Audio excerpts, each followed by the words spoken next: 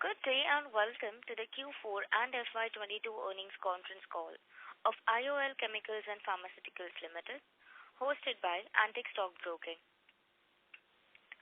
As a reminder, all participant lines will be in the listen-only mode, and there will be an opportunity for you to ask questions after the presentation concludes. Should you need assistance during the conference call, please signal an operator by pressing star and 0 on your touchtone phone. Please note that this conference is being recorded. I now hand the conference over to Mr. Monish Shah from Antique Stock Broking. Thank you, and over to you, sir. Thank you, Rutuja. Good afternoon, everyone, and welcome to IOL Chemicals and Pharmaceuticals Limited Q4 FY2022 results conference call. Today on the call, we have with us Dr. Sanjay Chaturvedi, CEO, Mr. Pradeep Khanna, CFO, and Mr. Abhay Raj Singh, VP and Company Secretary.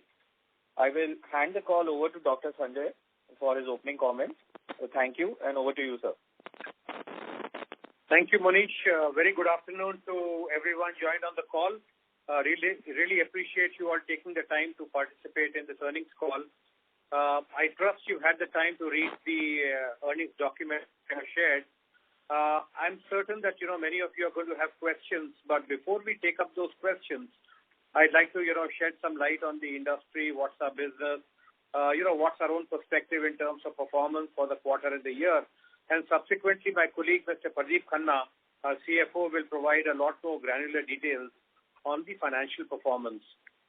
So let me begin by saying that our non-ibuprofen pharma business has performed well compared to the prior period and is now contributing about 20% to the quarterly revenue for the company and overall about 35% to the revenue in the pharma segment. During the Q4, we filed one DMF with the US FDA, whereas for the entire year, we filed about four new DMFs with the US FDA. In addition, we also filed 3 CEP applications with EDQM. During the financial year 2022, the company got additional approvals from Korean FDA for 2 products, and 6 products got approval from the Russian regulatory authorities. All these regulatory approvals will enable the company for increased market penetration and add value for the business in the export markets. It gives me great pleasure to update that the company has filed 3 patent applications in FY22.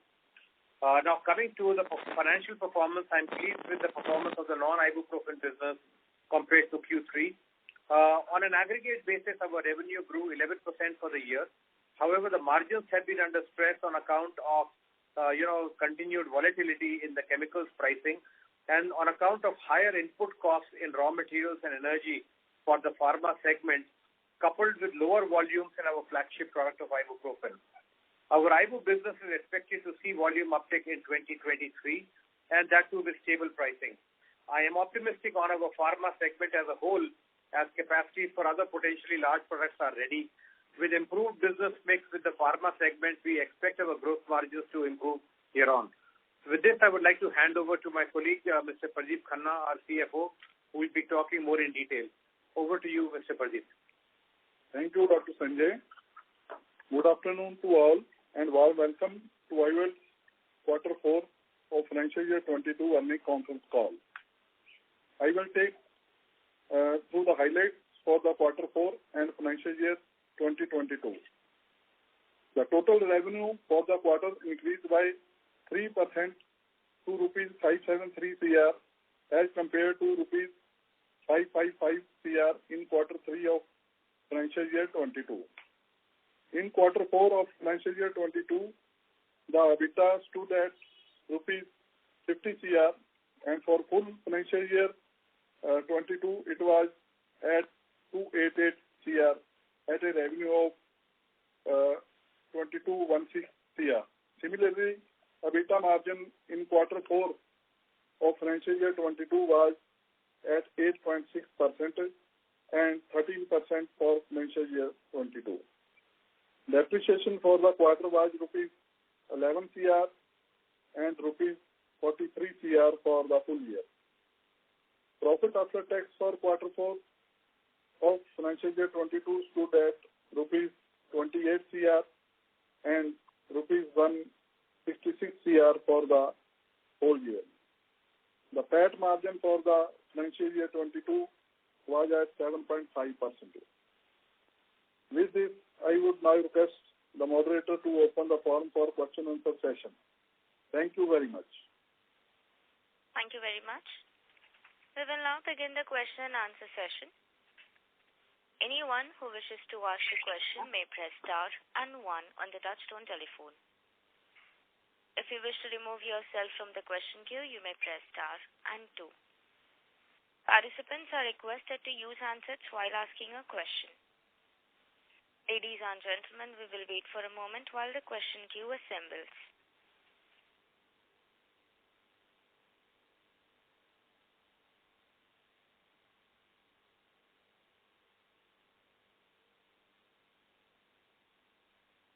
Participants who wishes to ask a question may press star and 1.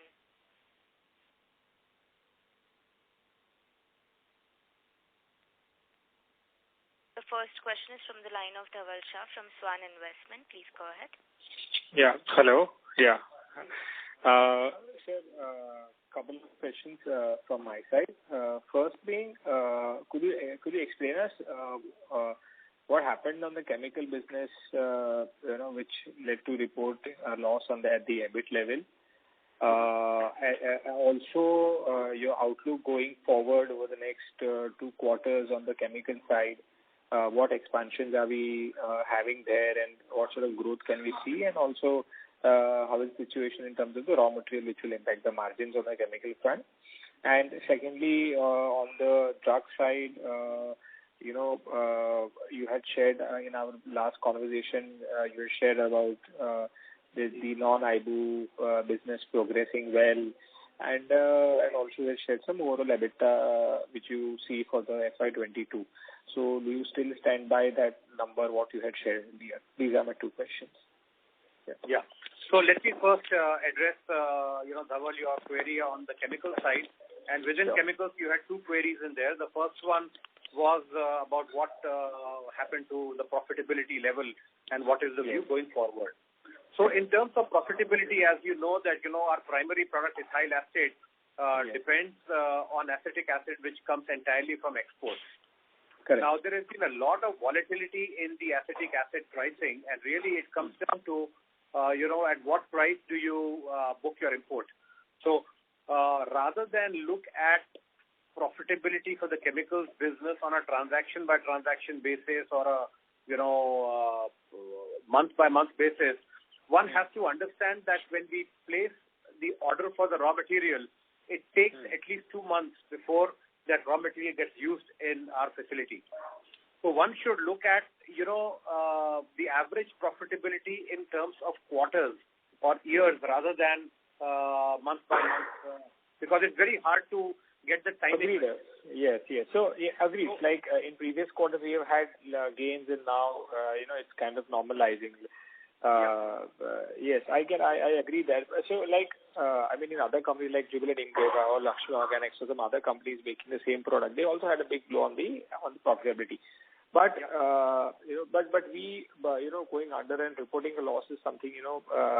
So did we have a large amount of inventory, or high cost inventory sitting compared to what policy those large companies follow? From that angle, I wanted to understand. Yeah.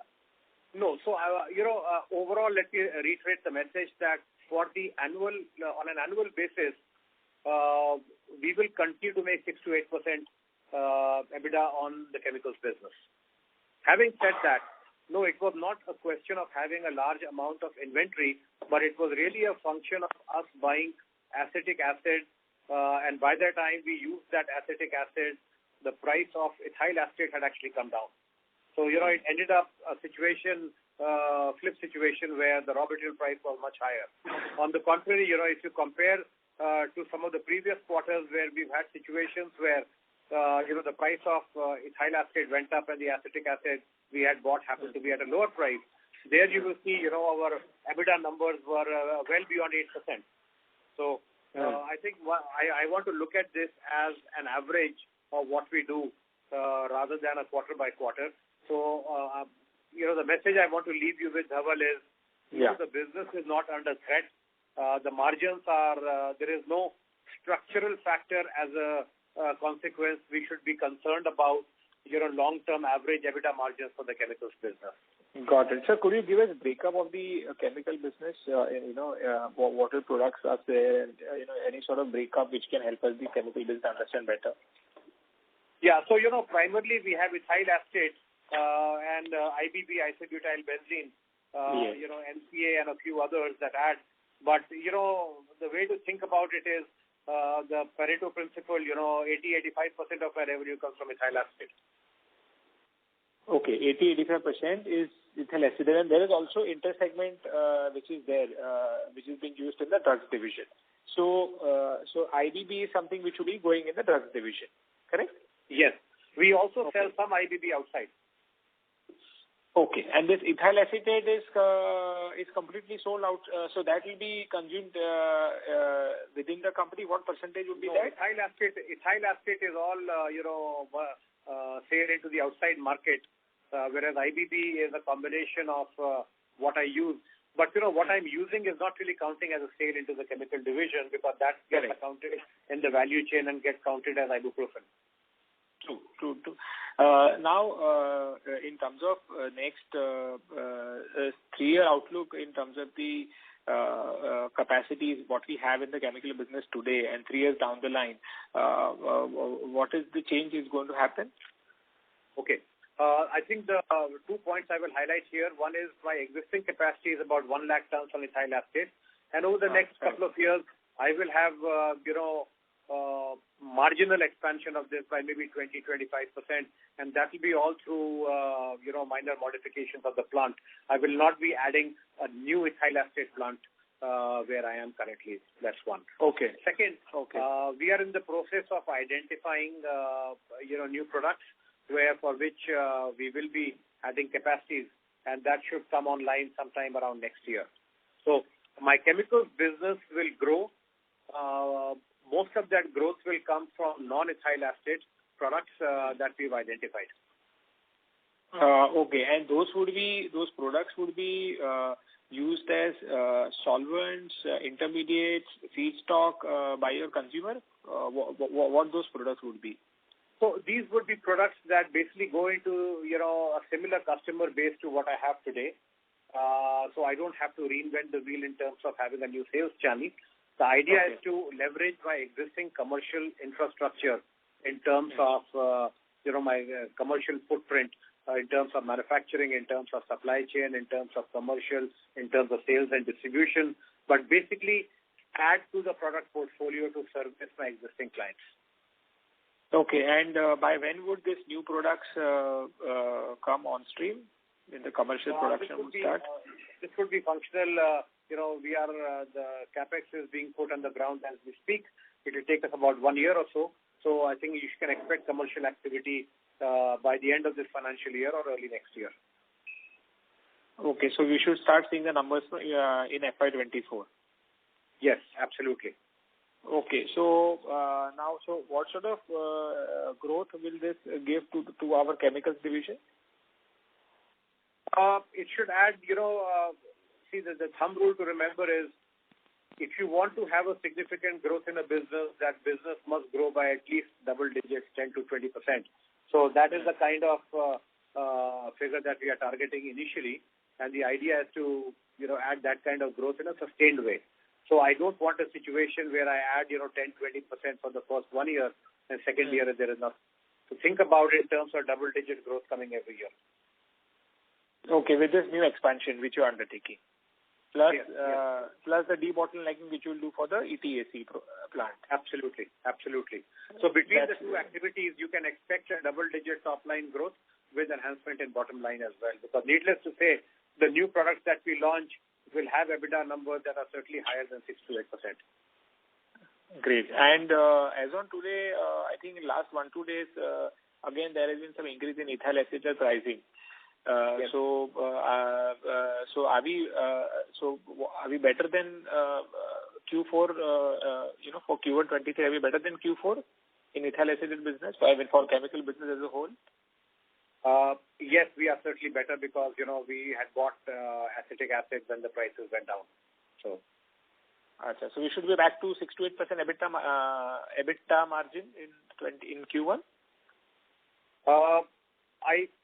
It would be preliminary for me to say whether we'll be back to 6 to 8%, but we'll certainly be in the positive single digits. Okay.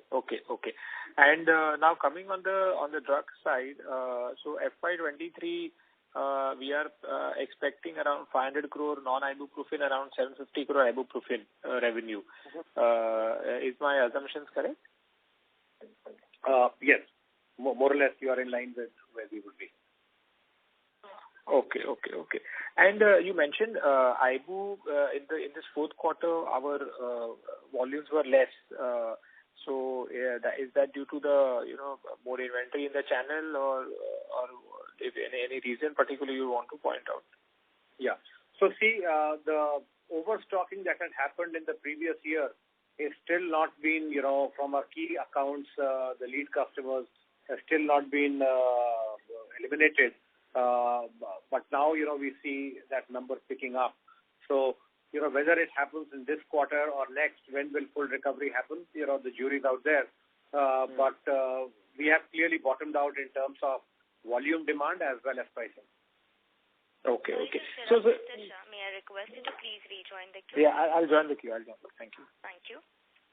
The next question is from the line of Rohit Suresh from Samatva Investments. Please go ahead. Yeah. Hi, sir. Thank you for the opportunity. I just had a couple of questions on Ibu. The first one was if you could highlight, how is the demand in the regulated markets versus. I understand you said to the previous question you said that the volumes have bottomed out. But if you just indicate over the next 1 year, how do you see the volumes in the regulated market? Okay. So I think the volumes, I don't want to talk about only the regulated markets. Let me give you, a broader picture of where the volumes are. So if you look at, our assets was running roughly at about, 70% or so asset utilization, slightly higher. We should add a few percentage points to it, certainly in these coming quarters. So, if I look at, do I predict that, we will sell, to full capacity? Perhaps not, but certainly at a higher capacity and asset utilization than what we sold in the previous year. Great, sir. So, and my second question was on the BASF facility that was, they had announced a couple of months back that they may shut it. So has there been any, in terms of volumes in the market, has that impacted the volumes? And have you seen any price increase due to that? No, we have not seen any additional product coming from BASF capacity, and all that BASF is manufacturing, from our understanding, is still in their US facility, and they are not manufacturing. There are no API manufacturers in Europe. Great, sir. So, my last question, do you see the prices of Ibu, increasing over this year, maybe in the second half once the, overstocking issue gets solved? Most certainly, because, this is, if I look at, one is the price, the other is the input cost. Input costs of all the raw materials has gone up. Energy costs has doubled. The situation in Russia is certainly not helping. So, when input costs go up, the final product prices also go up. It might be a phase lag. So we don't know at this point whether that phase lag is going to be 1 quarter or 2 quarters. But most certainly, this is the lowest level of ibuprofen prices that we've seen in the last couple of years. So the only way to move is up now. So sorry, just one final question. How much have we been able to pass it on, the input price? Have we been able to pass on more than 70-80%, or are we still working on that right now? So right now we are still working on that. Yeah, that continues to be a challenge, and our cost that we were able to pass along is actually a small fraction of what our costs have gone up, and that is the reason for the decline in profits that you see. Okay, thank you so much, sir, and I wish you all the very best. Thank you so much. Thank you very much. Appreciate your points, Rohit. Thank you. The next question is from the line of Monish Shah from Antique Stock Broking. Please go ahead. Yeah, hi. Good afternoon, Dr. Chaturvedi. So just wanted to check, in non-IPU business, what is, which products are contributing to the growth? If you can highlight couple of names. Yeah, so metformin, clopidogrel, pantoprazole, levetiracetam, these are some of the products that continue to be, from our good products in our portfolio. Okay, understood. And given that we have good capacities in metformin, do you think the realizations have improved and you've been able to take some price increase as well this fiscal? So, there are two ways to look at this, Monish. One is there is certainly a distinct difference in pricing between the export market and the Indian market. And when there was a unique situation earlier this year where the India prices were actually higher than export prices. Okay, that has reversed and come back to the normal situation where India prices are now significantly lower than export prices. Having said that, metformin is one of those unique APIs where, as they say, we are in the same storm and in the same boat. We are not even in different boats. Every manufacturer is buying DCDA from China. So, there is no backward integration. Until that happens, the only profitability leverage that you have here is whether you are selling into the export markets or not, and whether within the export markets you are selling into the regulated markets or not. So if you look at the leading 4-5 metformin players, the players with higher profitability are the ones that have disproportionate sale coming from exports into the regulated markets. So now that we filed the regulatory papers and we are in the approval process, it will still take us a few more quarters to get there. But needless to say, we've set up capacities and we are ready to brace this challenge. Okay, understood. So do you think, sir, your gross margins will improve, maybe in second half of 23 onwards, once your non-IBU contribution is, growing faster? Is that how we should look at it? Yes, certainly. Okay. And so last question, any view on raw material availability and shipping lead times with, China reopening now? So, it's again too early to say whether the lead time will go down or not. I think the availability of raw materials was never a challenge. The challenge was in timely deliveries and the pricing.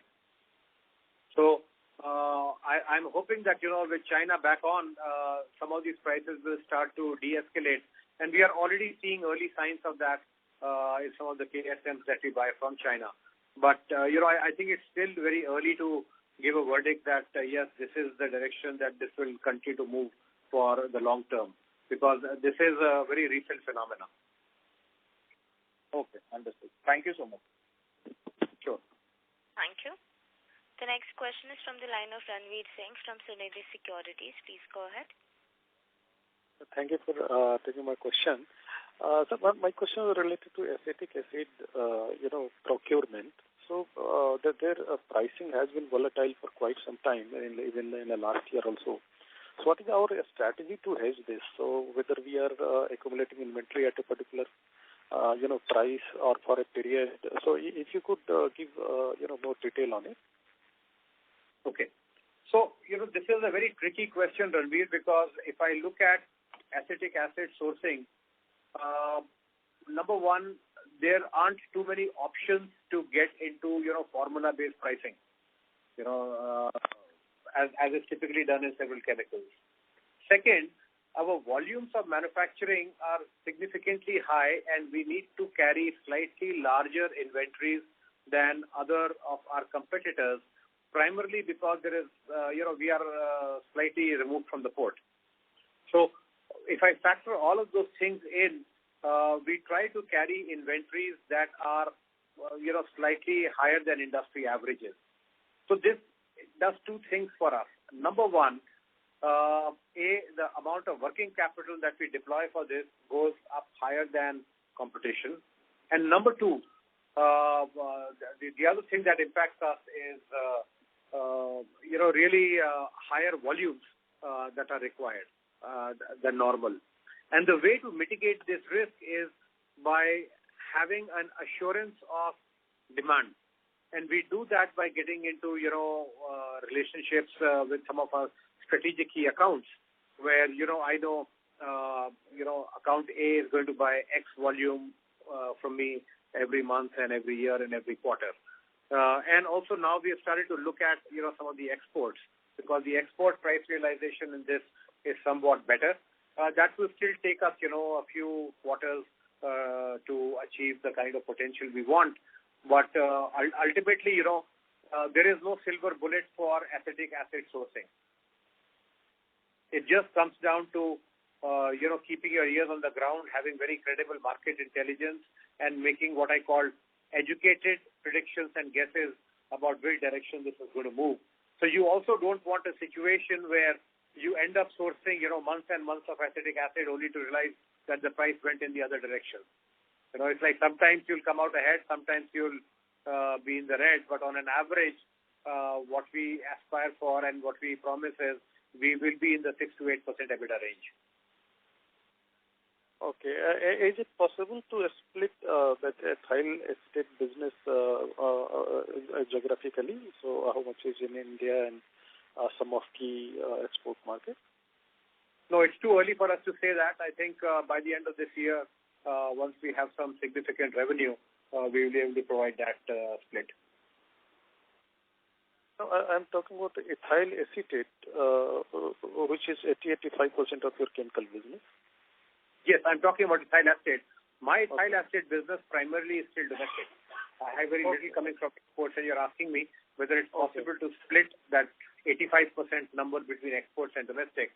It's mostly domestic for me right now.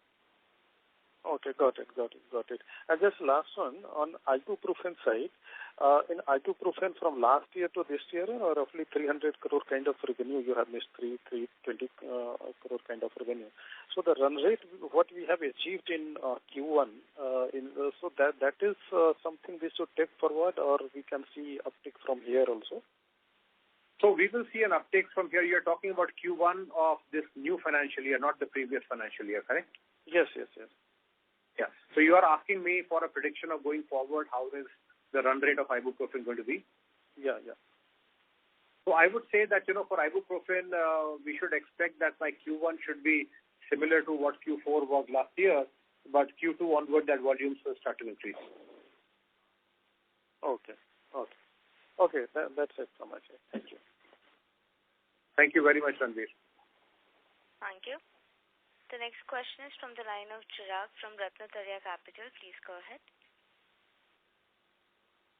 Hi, good afternoon, sir. Thank you so much for the opportunity.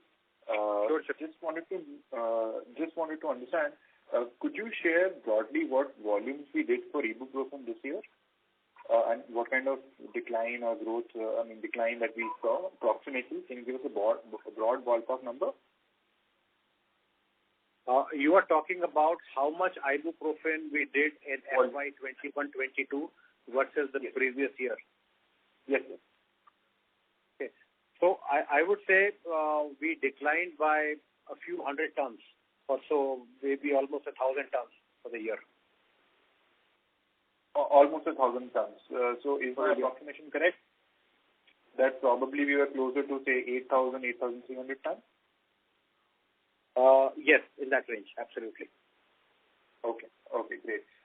Sir, forgive me if this is repetitive, but in terms of pricing, we have been talking about the pricing floor for the last few quarters now, and I understand that's a little bit of an external circumstance for the company, given that it's an issue related to overstocking at customer's end. But could you help us understand what gives you more confidence right now to believe that this is the floor and nothing, in terms of pricing and volumes, that there's no more sort of couple of quarters left of pain?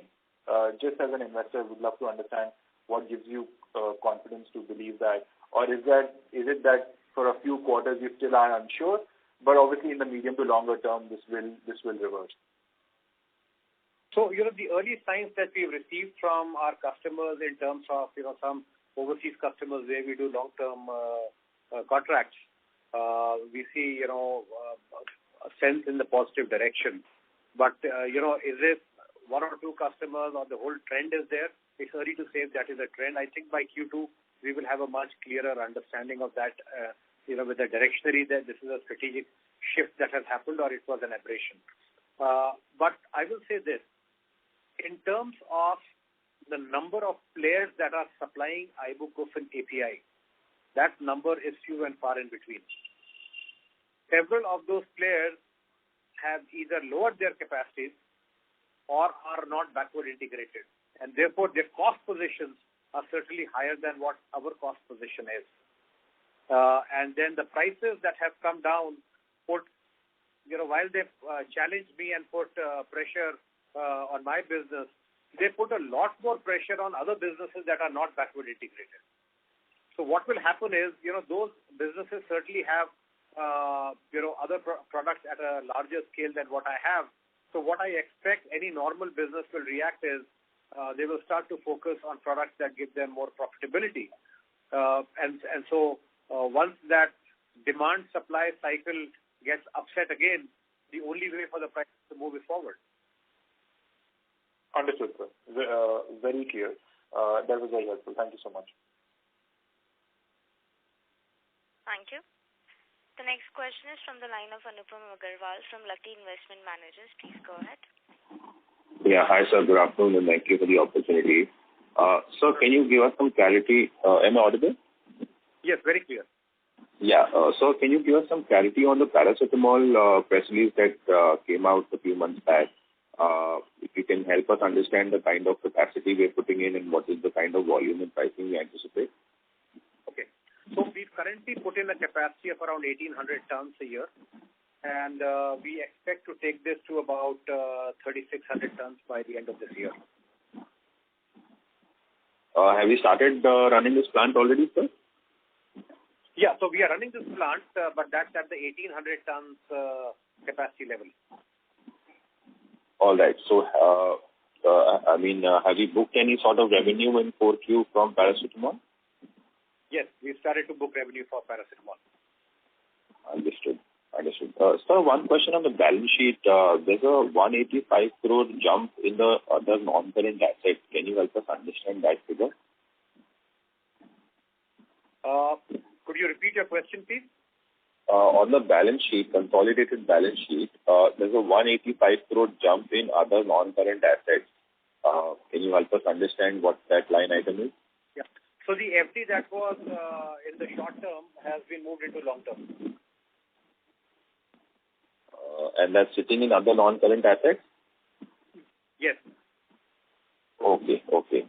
Understood. I'll get back to you. Thank you so much. Thank you. The next question is from the line of Jaspreet Arora from Equentis PMS. Please go ahead.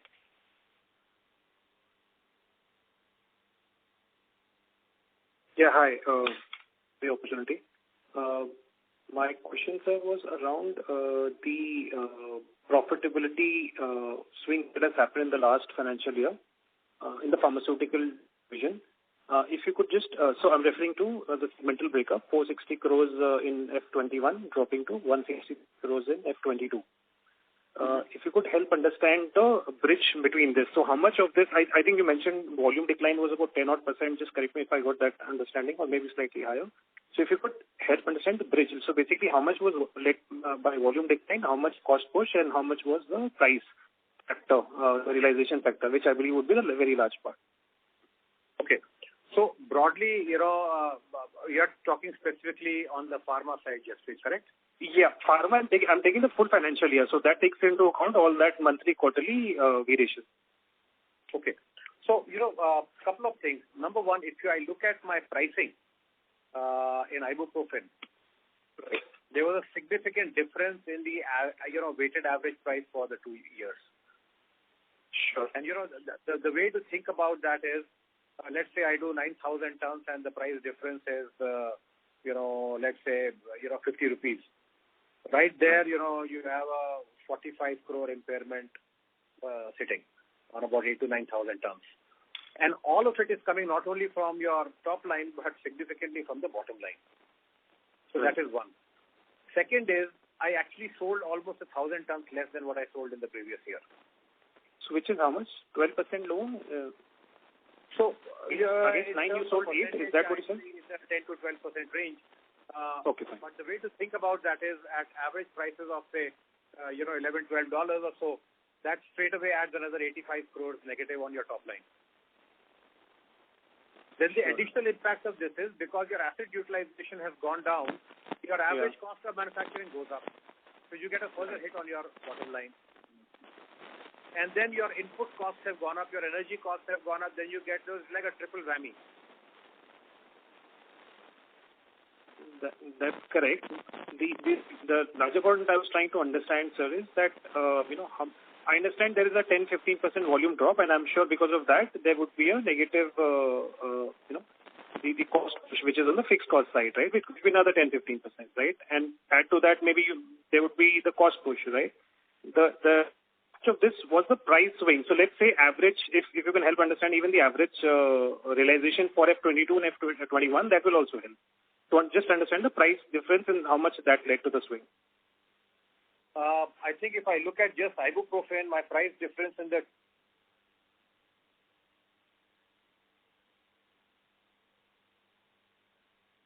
is between 80 to 100 rupees per kg, the price difference in the 2 financial years. So what was it in 22 and what was it in 21? I think in absolute terms, I'm looking at we've basically gone from about $12.50 or $12 to about $1.50 less. $12 average moving to $10, are you saying? 10.5 to 11. This is FY22. Correct. And versus 12 in FY21.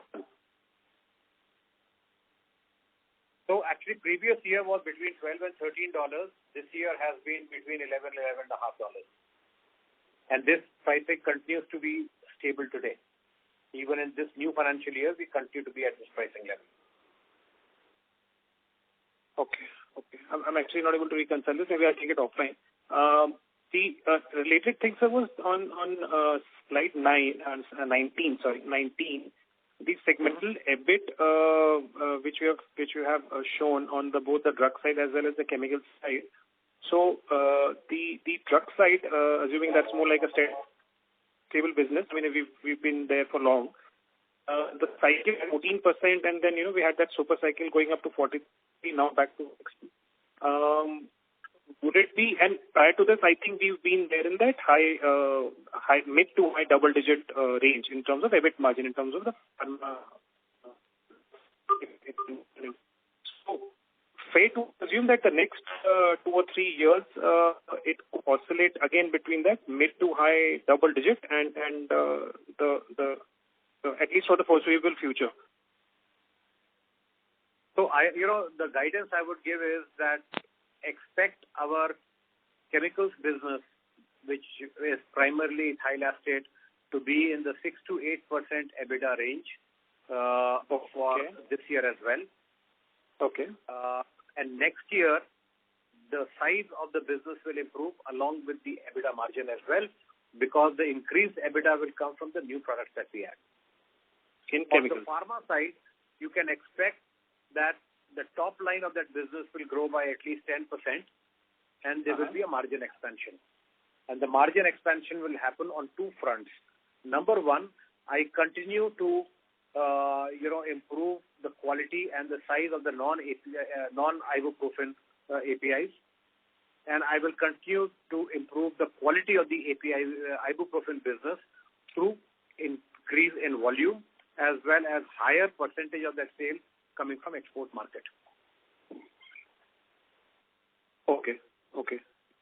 And this outlook obviously doesn't include any uptick in realization. Whatever happens, meaningful uptick in realization, that's over and above this. Yes.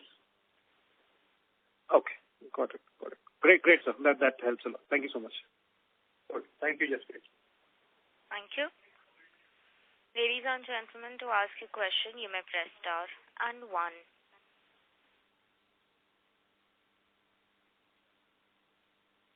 The next question is from the line of Aditya Shah, an individual investor. Please go ahead.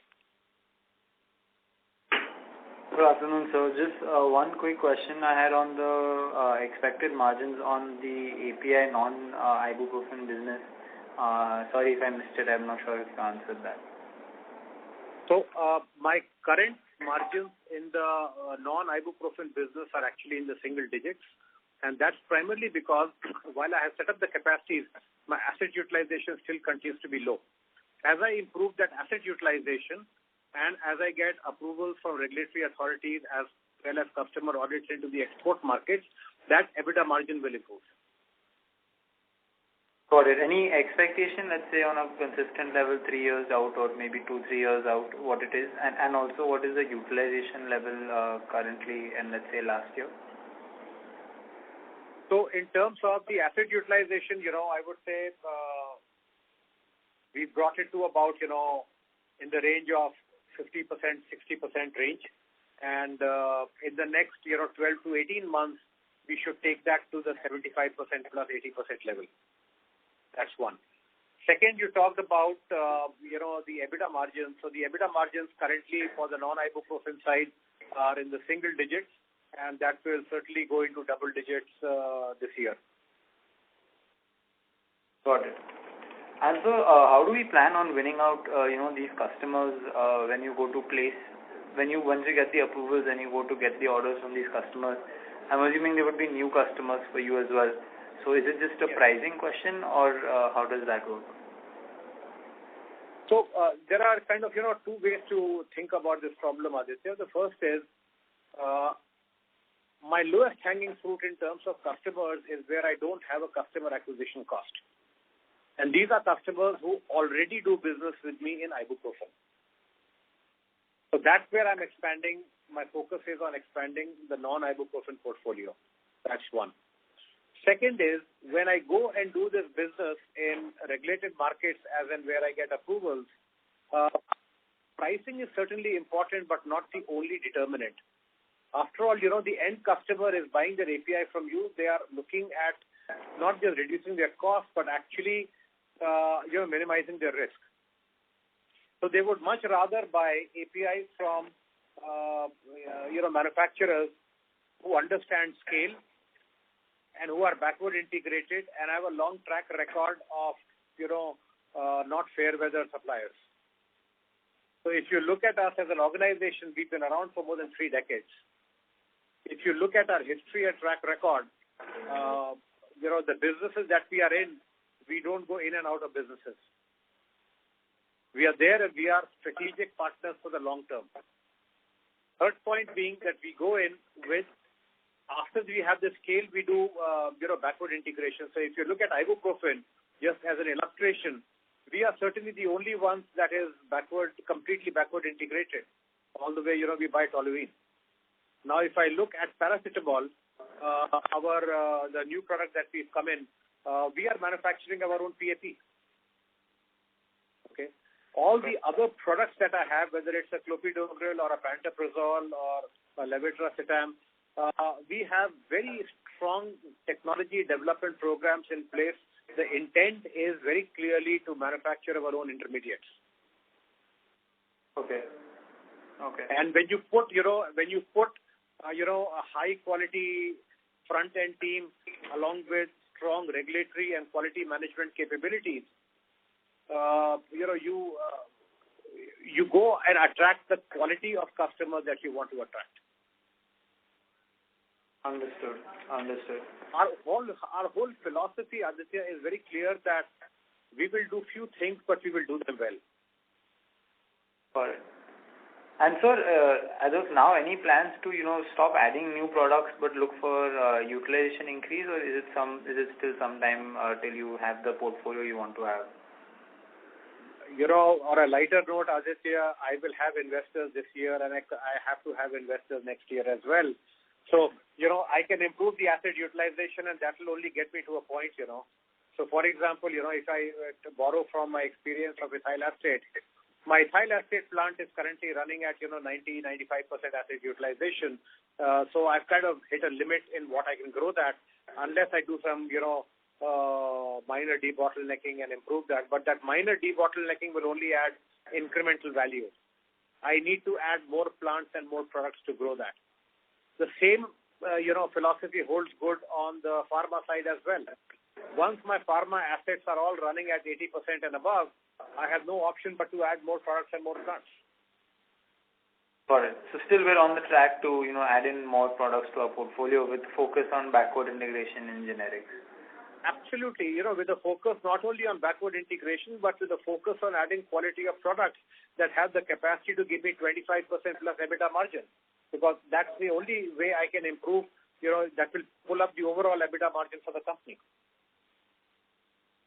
Understood, sir. Understood. And any range in terms of, let's say, percentage of current fixed assets that you have that you would look to invest every year?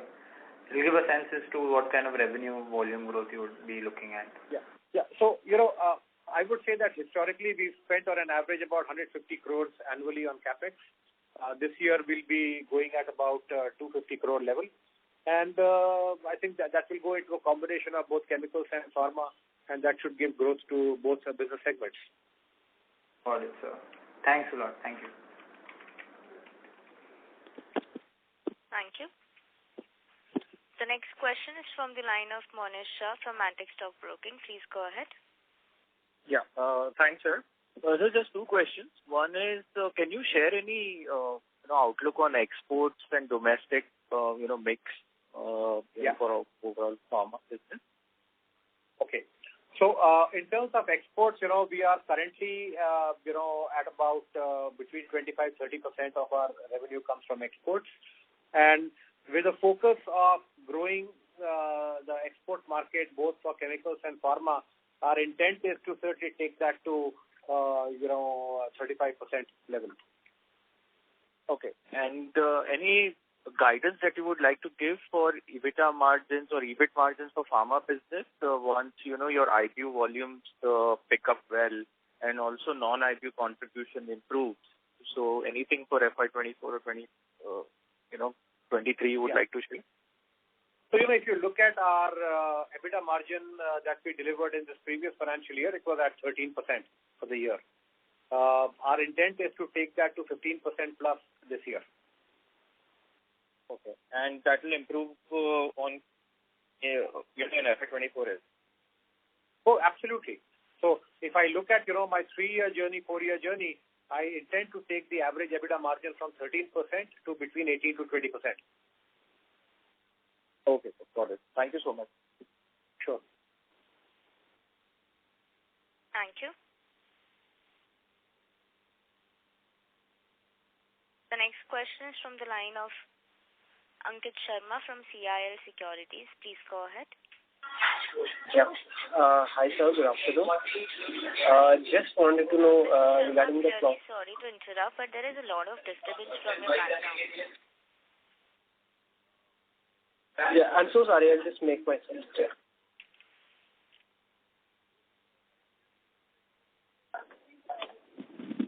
Yeah. Am I clear now? Yes, Ankit.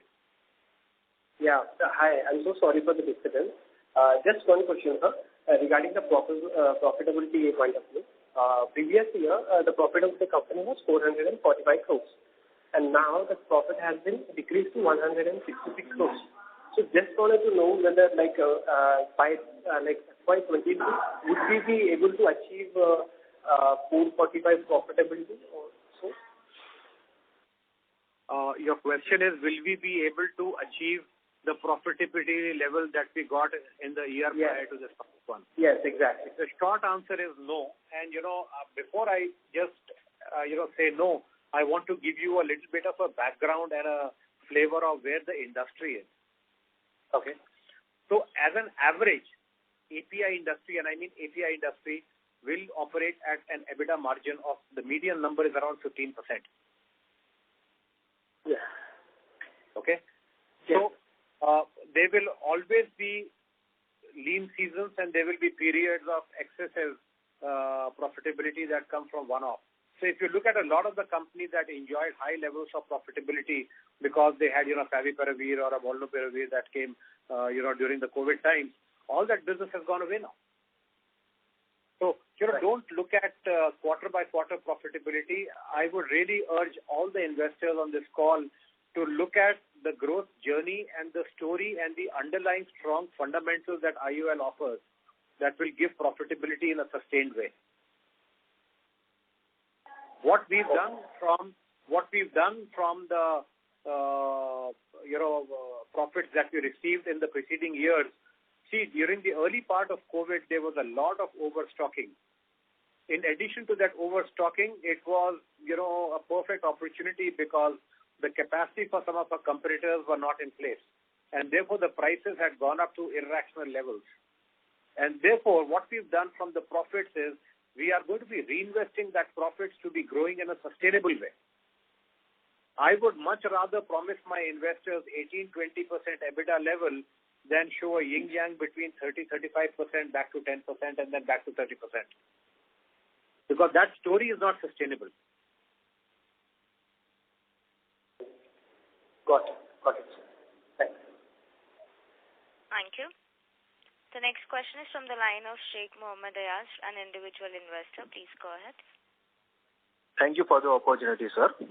Sir, I have heard few interview of yours on the CNBC TV 18.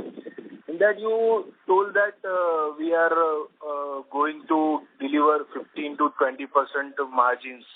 What was in terms of pharma and chemical, or pharma and chemical both, or in terms of pharma only?